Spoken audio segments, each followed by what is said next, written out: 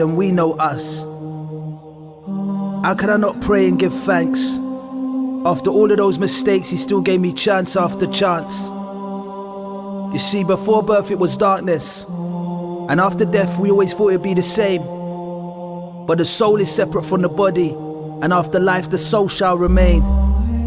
They say then unto God we shall return, as is from him we all came. Some question, does he even exist? What's understood need not be explained. But we ain't people of understanding, we're people of living and ignoring. Let's ignore the reality so we can enjoy the fantasy. Fantasy's all it is when you don't enjoy it actually. A people of pretenders. Let's pretend we're filled with happiness, smiling on the outside while inside filled with sadness. How can you find peace in the heart? How can you find peace in the heart if you don't have a connection with the one who created the heart? We can worship the clothes and we can worship the cars, but we don't worship the one who created the moon and the stars. It's crazy when you look at life. I grew up poor, so I was generally unhappy, and the media let us believe that success was in materials and money. So we praise those who have the most, we look up to them and label them celebrities, wishing we had a life like theirs, while they're wishing they had a life of simplicity. They spend a life trying to avoid the cameras, we spend our time trying to be in front of them. We praise them for their beauty and their talent while we ignore the God that created them. That's like thanking the waitress that brings the meal but disregarding the chef. That's like praising the beauty of a building but not the architect. You're amazed by the brain of the designer of the aeroplane. What about the designer of a bird or a brain? Sad reality, we become a nation that don't worship the creator, but we worship his creations. Have you ever been to the mountains? Go to the mountains, stand upon them, ponder on them. Look at the clouds that hover over them. Look at the sky, try and understand the life of the birds that fly. Look at the sea, watch the fish swim, the sharks fin and the jumping dolphin. Listen to the roaring, sounds of the jungle, elephants and lions. Anyone with intelligence can see the signs. Animals and mankind, heavens and earth. How could two people come together and bring about a child's birth?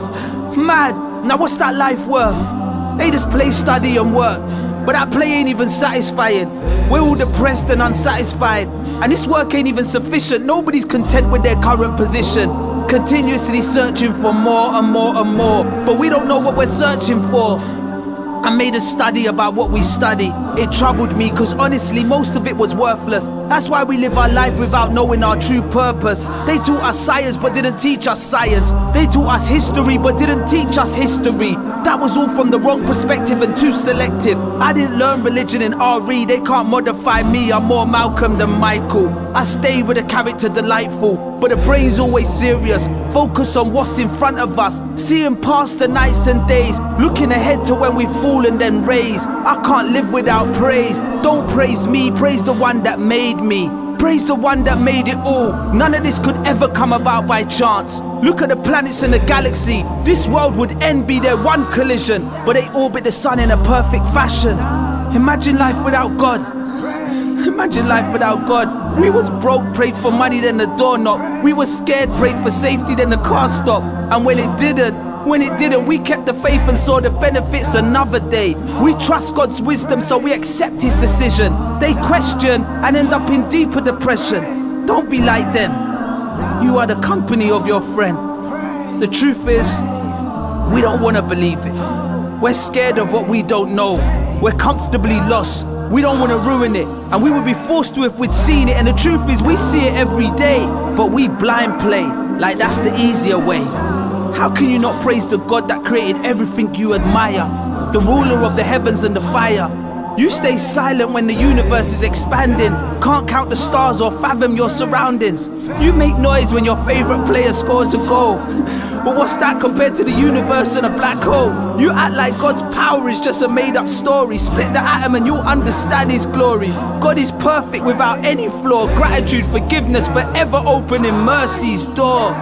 Even if he gave you nothing, even after everything he didn't give you nothing more, he is still worthy of worship through good times and the hardship. Humble yourself before you get humbled. God is the greatest without any doubt. Don't act like you created yourself inside and out.